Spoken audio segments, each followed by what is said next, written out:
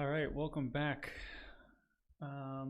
So tonight we're going to take a look at how to do error handling in GraphQL. This is actually a topic that's kind of interesting because the way that GraphQL handles errors, I guess you could call it maybe slightly unintuitive if you're coming from primarily a REST RESTful design patterns and whatnot. Compared to API design in REST, there's actually a very specific way that you're supposed to handle errors in GraphQL. And we're going to take a look at what the spec says about errors, and then we're going to look at the implementation and how you might go about implementing this in GraphQL Java, and then on top of that, we're going to obviously be doing that with Micronaut and in Kotlin. And we'll walk through my current implementation is sort of working, but not working as well as I'd like it to. And so we're going to try and go ahead and get all of that fixed and working because we want our client or my iOS, iPad, and Mac app to be able to have graceful and good error handling. So we're going to start with the spec, and let's take a look under the response section of the GraphQL spec. You will find response format, data, and errors. And if we go down to the errors section, there's some interesting things in here that we need to kind of be cognizant of and aware of. And one reason that we need to do that is because a lot of the client libraries, such as Apollo, are pretty much spec compliant, and they expect errors in this certain way. Otherwise, things don't go so well. So first things first, when you do when GraphQL sends errors back, right? There's really two main top level objects that always come back, right? One of them is errors, and one of them is data. And the errors entry in the response is a non-empty list of errors, and then inside of each item is a map or an object. So you'll see here, right, errors is an array, and then there's an object that is in that. If there weren't any errors, the errors property isn't going to be there. And if the data entry in the response isn't there, the errors must not be empty. So you can't have no data and no errors, right? You have to have at least one error. If the data property is in the response, and even if maybe it is null, the errors entry may contain errors. And so this is an interesting point, because what this means is that you can have a partial response come back. So or you could have a specific field or property that doesn't get returned, and you might need to inspect the errors for that. So main things are, you got to have an errors block if there are any errors. You shouldn't have it if there aren't any. And if there is no data, you have to have errors. So if we keep going further, the error result format. So every error must contain an entry with key message with a string description of the error intended for the developer as a guide to understand and correct the error. So notice, I actually like that the spec calls this out, because oftentimes when people are building APIs, it's difficult to know and understand, well, should the messages that I'm returning be friendly to the developer and maybe give more information, or should they be human readable and friendly to the person that's maybe consuming that via a mobile app or a website or whatever. The two other items that are in there are locations and path. And what these do is that these help you understand where in your query things may have gone wrong. And that's it. you are not supposed to put anything else in this object. Okay. And you might be asking, well, okay, how do I then, put, information that my app knows about, right? Like a specific code for a specific error, maybe the message that I want to show to the actual user, field validation, right? If you're, sending in something that has field level validation, right? How do you send back, hey, this is not a valid email or password or whatever it is, right? And the way that GraphQL says you should do that is with what are called extensions. And so basically it says, GraphQL services may provide an additional entry to errors with the key extensions. And essentially this is just a map or an object. And it's reserved for implementers to add additional information to errors however they see fit, and there's no additional restriction on its contents. And again, right, like I was saying, you're not supposed to provide any additional entries to the error format, since they could conflict with additional entries that may be added in future versions of the spec. So this is very important, right? You should put all of your stuff in extensions, that is your, app-specific stuff, and leave this stuff alone. And the problem is that it's not exactly clear how to do this in GraphQL. It's slightly confusing, actually, or at least it was for me, and it kind of still is because my implementation isn't great. And so I want to walk through what I've done so far, what the problem is with it, and try and go ahead and fix it. So that's the spec. Now let's take a look at our code first, and I'm going to take a look real quick at how would you throw an error that has that extensions in it. And what I will look for is I have an errors file here. And the way that you do this is you create an exception, and you have that exception extend or implement the interface GraphQL error. The reason we do this is because you'll see it has get extensions. So you can't just throw a runtime exception and have the GraphQL library know how to get this information. So GraphQL has its own error. It is an interface. It is serializable, and you have to implement this. And if you throw an object or there's an error occurs that is of this type object, the GraphQL Java library will recognize that and then send all of this information back, right? So this would be fairly straightforward, except there's a little wrinkle in Kotlin that I found, and this is actually an actual. There's a bug filed with Kotlin language, and the thing that's tricky is that when I initially did this, I did not know about or use this JVM field, and so the problem you'll see is that if you look at an exception, right, already has a message, but GraphQL error also has get message, right, because it's trying to adhere to the spec.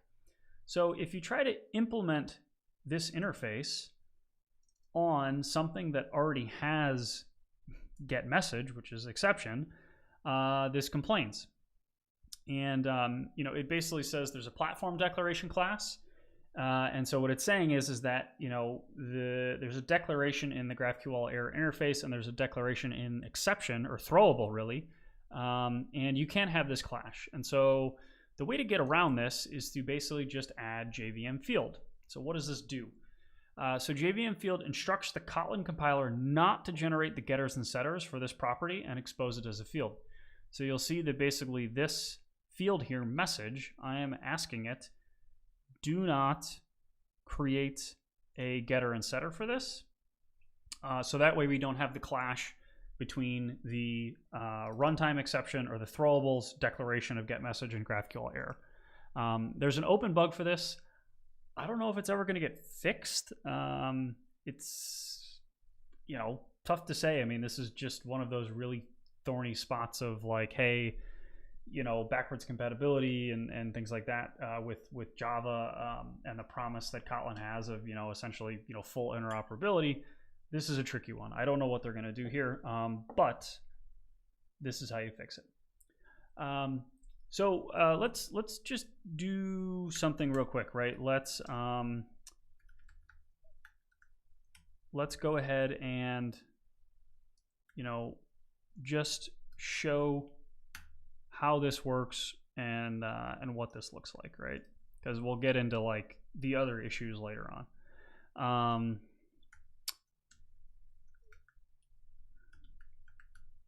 So I have an enum, and I'm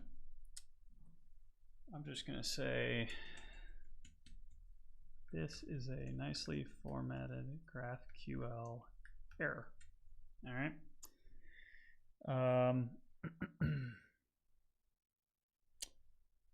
So if we throw one of these errors from a data fetcher, we will get a nice error message. So let's go ahead and take a look at some of our queries, and we'll throw something in there maybe. So maybe on one of our indexes query, we won't require auth, and we'll go ahead and say we're going to throw you know, our what did I call that again? Special error. Yeah, we're going to go ahead and throw this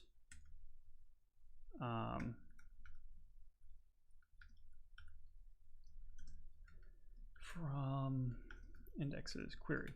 Okay, so we will go ahead and throw this. We took off authentication, so we're going to rerun this, and then we'll pop over to our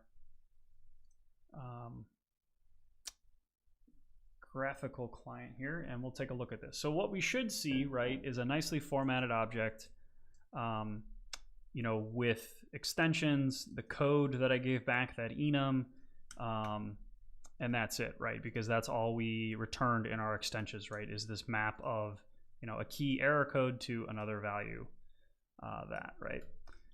So we're going to reload this. Oh, we got a lot of stuff in here.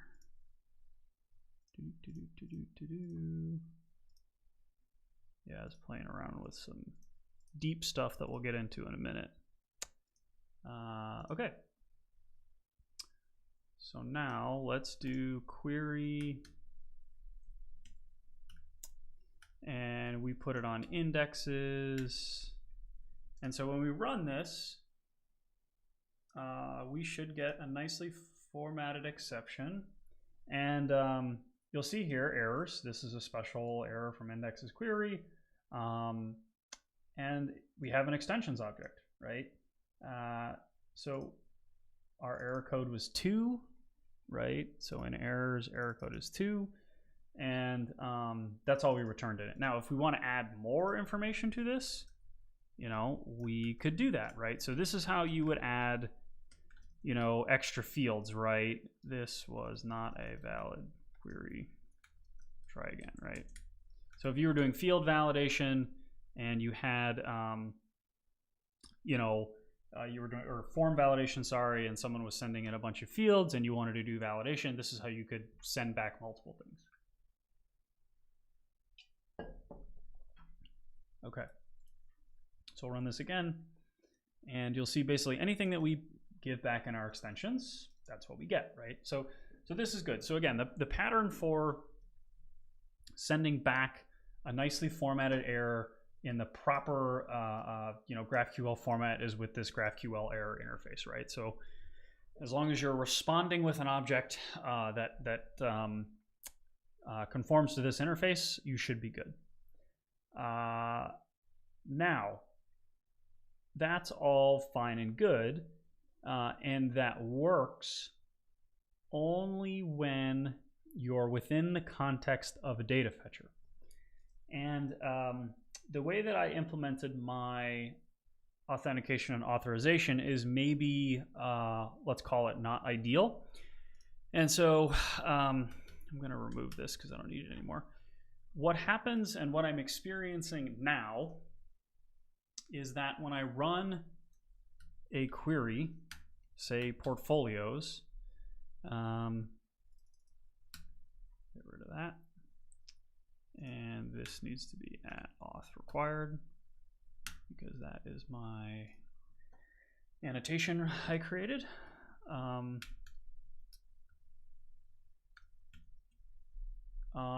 If I try to do a query that requires authentication, and I give it, say, a bad header, right? So basically there's no authentication, or the authentication is bad, right? Why did this positions symbol name? Yeah. Okay, so here's the problem. Or here's the problem that I'm having. Here's where my, here's where my error handling and my implementation are not aligned and I need to fix. So you'll see here, right, it says internal server error, no credentials found, please log in. So I have in my errors a unauthorized GraphQL error that returns this thing, no credentials not found, please log in. However, where I throw this from my context customizer. Okay, so the way that I have implemented GraphQL, or authentication in my case, is that prior to the actual query being run, I take the execution input, I grab the headers, I do the validation, the JWT token validation, and then I basically transform the execution input. So basically, I set the GraphQL context so that it's available, right? And I bail out before the GraphQL query is run. And so this is what happens. This is basically Micronaut catching the error and returning this. And unfortunately, this is not good because this is not in a, my client or my app is going to be expecting this to be in GraphQL form because it sent a GraphQL query. It expects to get back, the proper proper format here. So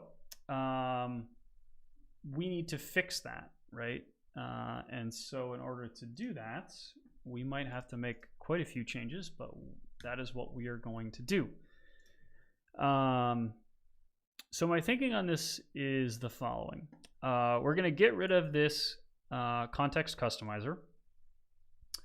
We are going to adjust our context that gets passed, and we are going to throw this error the first time you actually try to get the user. So I was essentially eagerly doing this before. So before there was kind of like a piece of, this is essentially a piece of middleware that runs. And now we are going to, we're going to change that a bit. So let's go ahead and see how this goes. Switch some windows around here. There we go. All right. So our context, we are no longer going to have an auth, a bunch of different kinds of contexts, right? We're just going to have one context. And for now, we're just going to call it the auth context because that's all it really is, honestly. Where is my mouse? There we go. So we will get rid of this, and that is a GraphQL context. Okay, what else? this is going to change. This is only going to take in a token. And from that token, then the first time that someone actually tries to get the actual user or the subject or the email, that's when we're going to do our validation. So let's think about that. So really, we want those three fields, and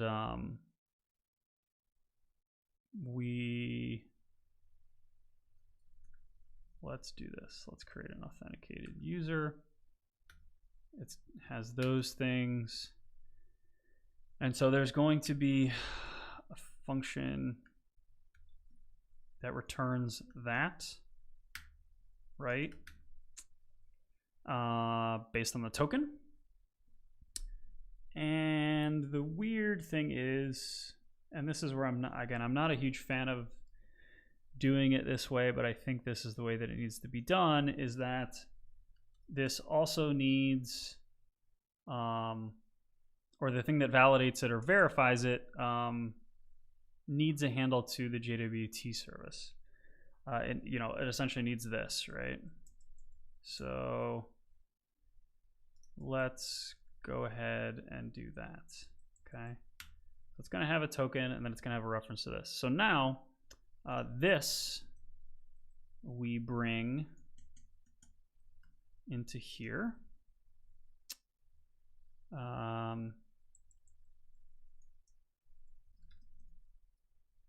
And then we return authenticated user, subject, email, and is private user dot is private email. All right. Okay, so the auth context will be passed through. If you try to grab the user, in that case, it will throw our nice GraphQL error. So this context customizer goes away, which is great. We can remove that from our factory as well. So, and we're probably gonna have to fix our error handler as well.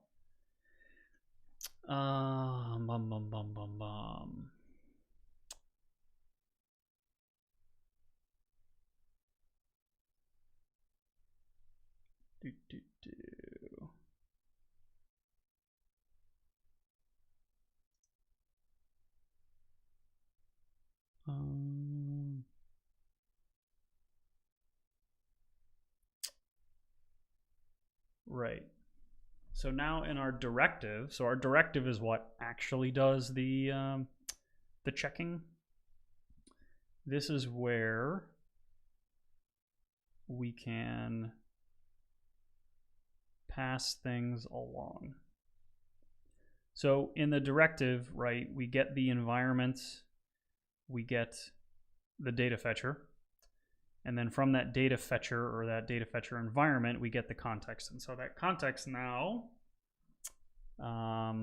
does something a little different.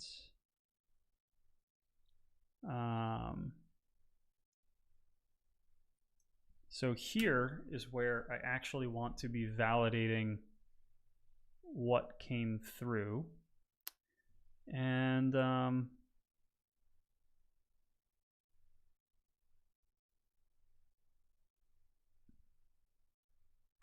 so in this case, right, I would be doing something like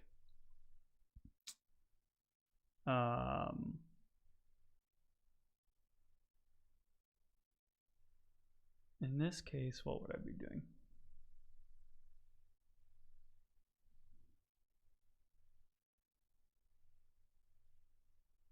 The thing that I don't like about this is that this is here.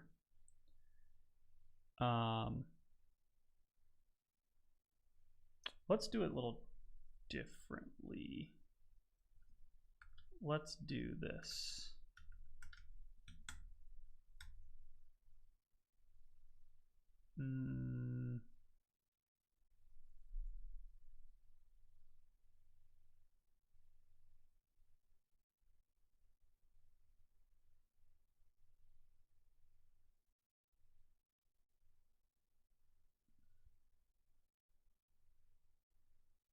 This actually means I could potentially get rid of the auth directive, which, well, let's try this out.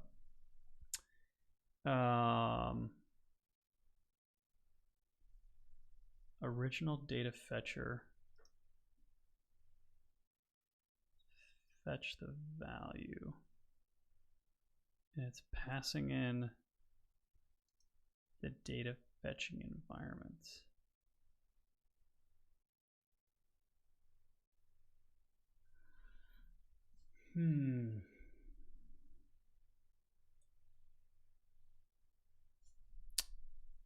I don't remember what this looks like. On field. Modifies the GraphQL field definition by applying the specified directive.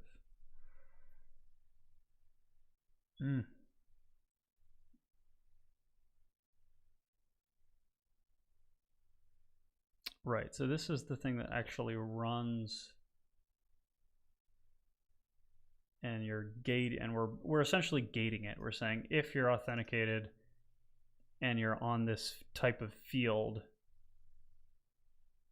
then you got to be authenticated. Okay. Okie dokie.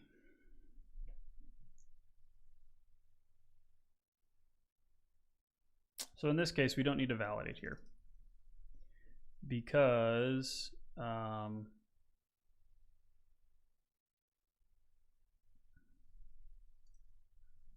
really what we're doing is validating here.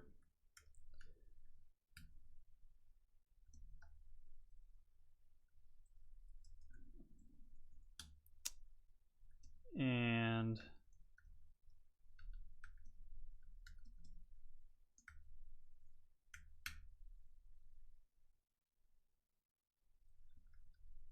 we should be good. All right. So we can get rid of all this. And we can get rid of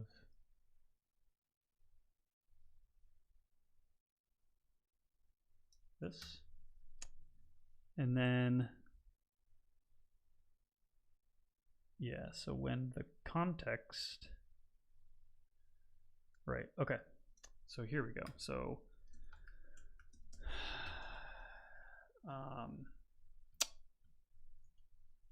data m.get context, right? This is going to be an auth context.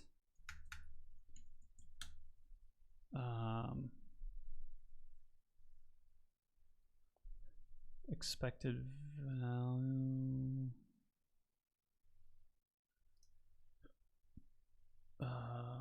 What? Oh, is this what's complaining about?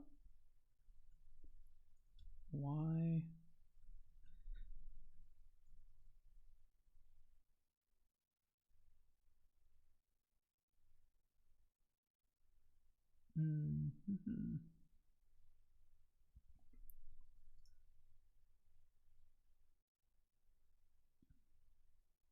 Well, these two don't exist anymore, right? So this is,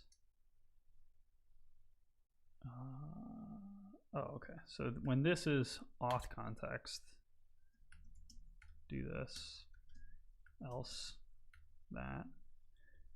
But I know it's not going to be anything other than that. So this should be just fine.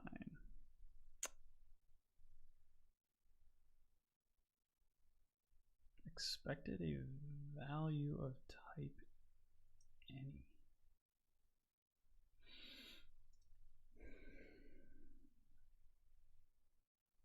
You decide what type it is.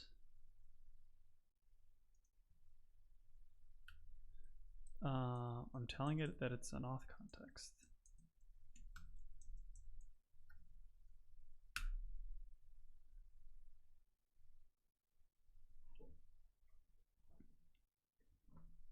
Oh, I know what's going on. It's because of this silly... What? This is similar to the issue here. Yeah. As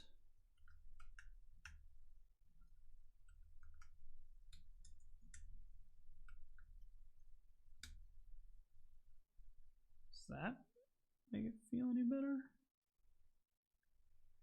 Expected a value of type any.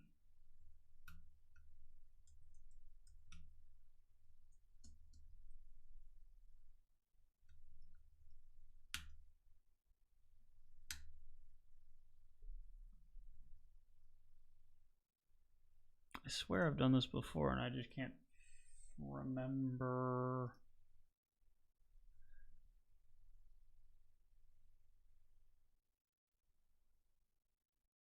Oh, it's because of, yeah. Okay, forget this. Yeah. This is just the, yes, okay. It's just because of this return type up in the block, so it's just getting antsy. So from here, this needs to have a JDBT service. We then need to say the user is the token service dot validate the token in the context, right? Otherwise, throw our auth required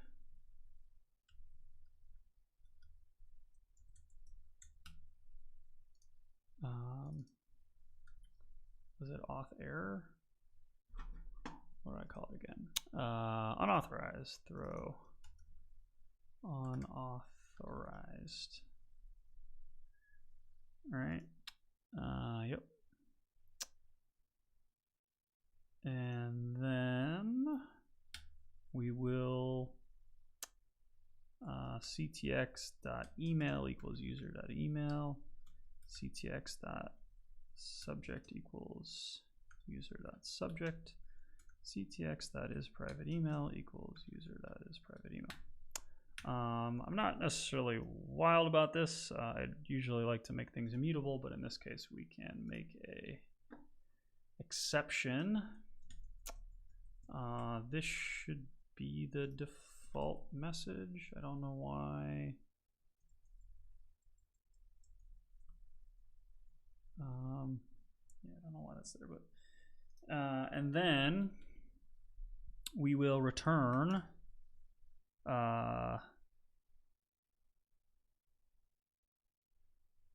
the original data fetcher dot get env data env. Let's take a look at our previous implementation. Original data fetcher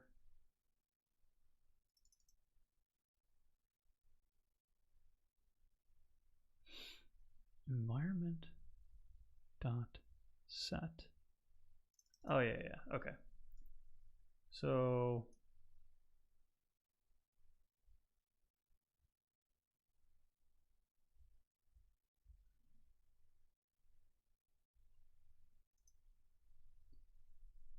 this is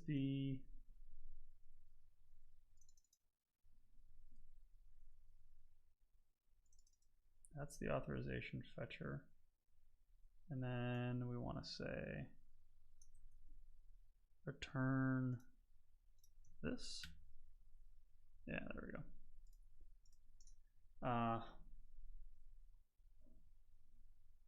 Right, so we're basically just wrapping our our the actual fetcher with something that's set up before.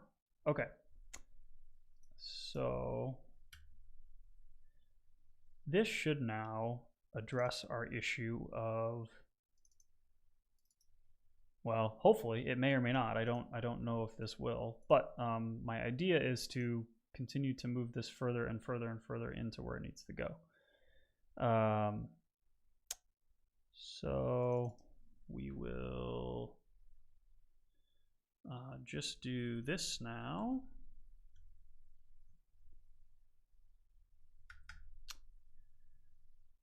And what other issues do we have?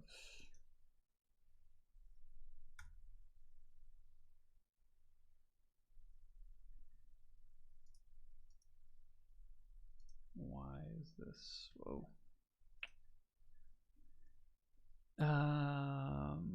We need a token service.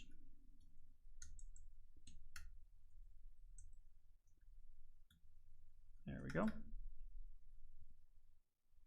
right, so let's go ahead and run this and see what's going on. So again, what we did here is we moved our checking of the token into the directive, which should be within the actual data fetching environment rather than in kind of the middleware, which is our execution customizer, right? So you can think of the execution customizer as kind of a piece of middleware where you can kind of transform what's coming in via GraphQL into, before it actually gets into like the resolving and grabbing the data, which is in the data fetcher. And so what I did was I just kind of moved this into this wrapped data fetcher, which first does the authorization and then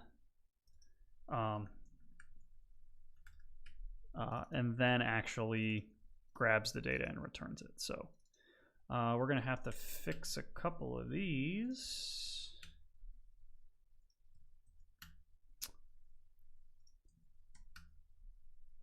First, probably fix a bunch of these. Is that it? Nope. I gotta fix a couple of these. All right, so let's see what this does, right? So now if we run this, what I'm hoping is that I will now get a nice clean error message in the GraphQL way that we should get it.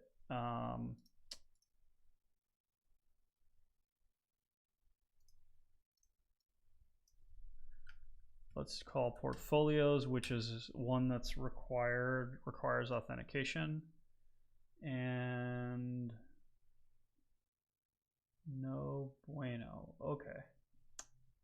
GraphQL context not be cast to class and an unnamed module of the loader app. Okay, so I've got something going on here.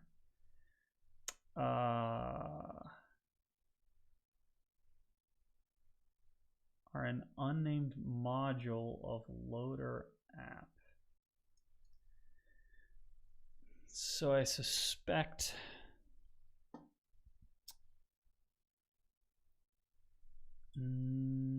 why is this complaining?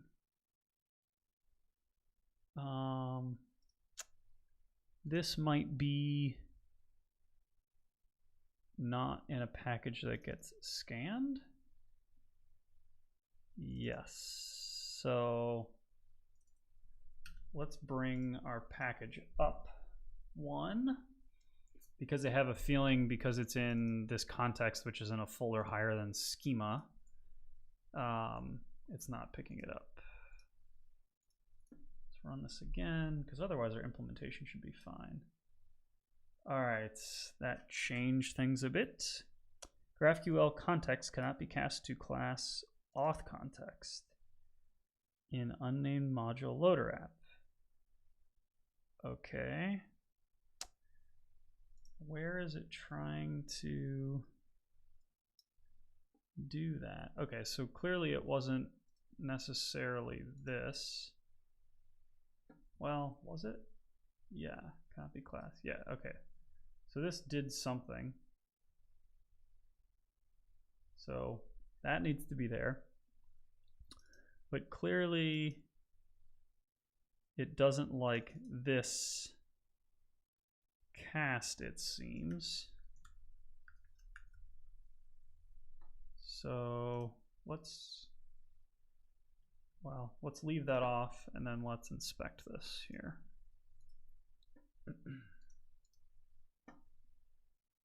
Is it failing before here? No, that's right. So data env context, GraphQL context. There is no context. Oh, that's right, because I got rid of my wiring. Okay, yeah. All right, I went a little too fast here. We actually need to bring back our wiring because we do want this context customizer because we need to set the context. Right, yeah, okay. So the issue here is that I was expecting this context to be there, but I got rid of my context customizer, right? And so the whole reason this exists is because it basically bridges the world between the HTTP request and the GraphQL kind of context. So I need to still set this here. And what I need to do is basically just set. So I need to get the token out of the header. And I need to say execution input. Well, I can literally just do this. Publishers.just transform builder.context, and this is going to be auth context token. And if there is no token, it just puts empty. Okay, so now when we debug this, we should actually have a context, right? Because our context was null previously. And then we should be in better shape. All right, data env context, right? Because we set it here, and then this should go through. And there you go. No credentials not found. Please log in. That is fantastic. Okay, so you know, our same request that was kind of getting that invalid error format is now getting the better error format. So that's great. And we can just put this on here at suppress that. Okay. All right. Let's all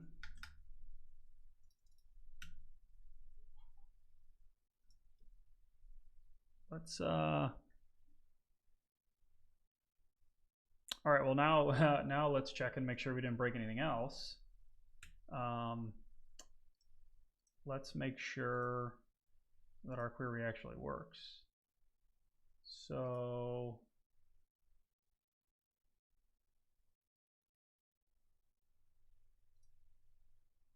we need to run a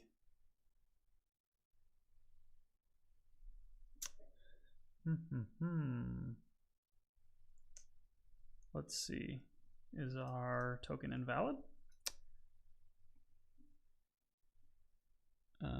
No credentials found. Please log in. Auth context. Validate token. Let's see, did we have a unable to verify token? We did.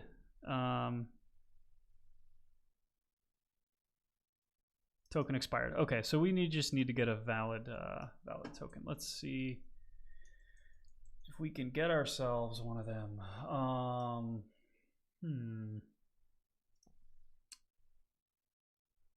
Let's let's see if this is a valid token. I don't know if it is. One of these has got to be valid. Save.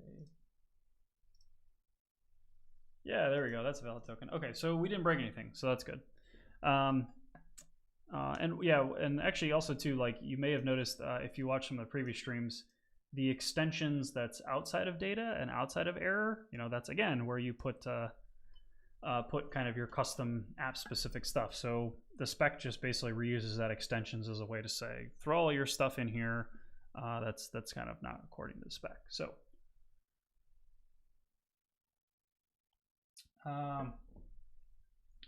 this is much better. This is pretty cool.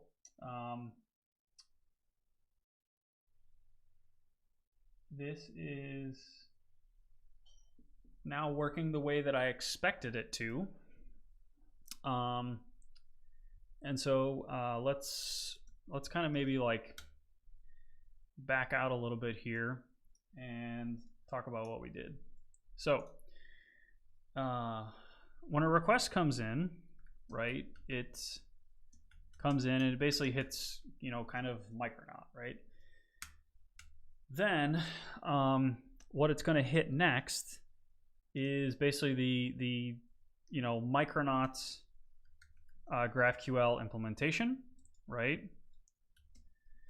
Then the next thing it's going to hit, right, is my execution input customizer, right? And so what this does, right, the next thing is, so it hits this, and then basically what this does is basically says transform the request, right, the HTTP request, into a context for GraphQL.